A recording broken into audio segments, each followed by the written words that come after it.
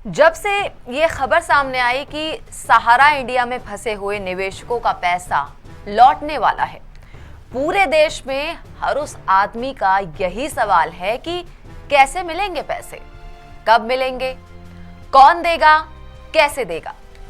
कल हमारी बात बिहार के भागलपुर में रहने वाले अमित सिन्हा से हुई। उन्होंने बताया कि 8 लाख रुपए उन्होंने 2008 में लगाया था। मैच्योरिटी 5 साल पहले ही पूरी हो गई। फिर सहारा की ओर से उन्हें किसी और स्कीम में इन्वेस्ट करने के लिए कहा गया। उसकी भी मैच्योरिटी पूरी हो गई, लेकिन अभी तक उनका पैसा उनको नहीं मिला। अब वो चाह रहे हैं कि ब्याज तो छोड़िए, जो मूलधन है वही मिल जाए। ये स्थिति है सहारा इंडिया में फंसे हुए लोगों की। अमित सिन्हा की कहानी हमने मैं आपको बता रही हूं क्योंकि केंद्र सरकार के साथ साथ बिहार सरकार भी अब एक्टिव हो गई है। सचिवालय से लेकर पुलिस मुख्यालय तक बहुत ज्यादा गंभीर है। कुछ दिनों पहले ही बिहार सरकार के वित्त विभाग की ओर से बिहार के अलग अलग जिलों से सहारा इंडिया समूह के विरुद्ध दर्ज मामले और उसकी वर्तमान स्थिति आखिर है क्या, उस पर रिपोर्ट मांगी गई है। दरअसल जब से ये मामला तूल पकड़ रहा है कि सहारा कंपनी की ओर से पैसे नहीं लौटाए जा रहे हैं, सहारा कंपनी बंद हो रही है, लोगों में यहां तक अब खबर फैल गई है कि सुब्रतो रॉय देश छोड़कर भागने वाले हैं। तो अब अफरा तफरी मच गई, मामला कोर्ट तक पहुंचा और कुछ दिनों पहले ही सुप्रीम कोर्ट ने निवेशकों को 5,000 करोड़ रुपए लौटाने को कहा है। हर कोई एक्टिव हो गया है। बिहार हो या फिर सहारा इंडिया के जो पीड़ित हैं, वो इस वक्त सबसे ज्यादा परेशान है, हैरान है कि आखिर उनका पैसा उन्हें मिले तो मिले कैसे। पिछले 5 सालों में बिहार के अलग अलग जिलों के अलग अलग थानों में रोज शिकायतें दर्ज होती हैं।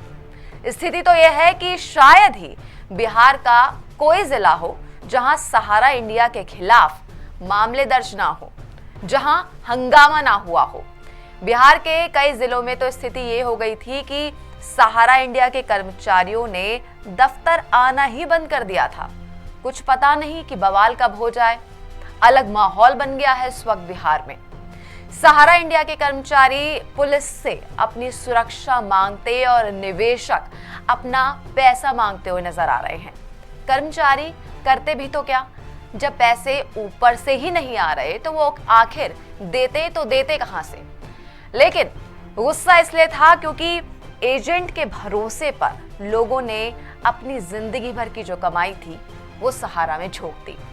लिहाजा पुलिस ने जो जानकारी मांगी है, अब वो जानकारी मैं आपको बताती हूँ। पहली जानकारी ये मांगी गई है कि पूरे बिहार में कितने मामले दर्ज किए गए हैं। दूसरी जानकारी मांगी गई है कि किस किस थाने में शिकायत दर्ज कराई गई है। इसके अलावा एफआईआर होने की तारीख की जानकारी भी मांगी गई है।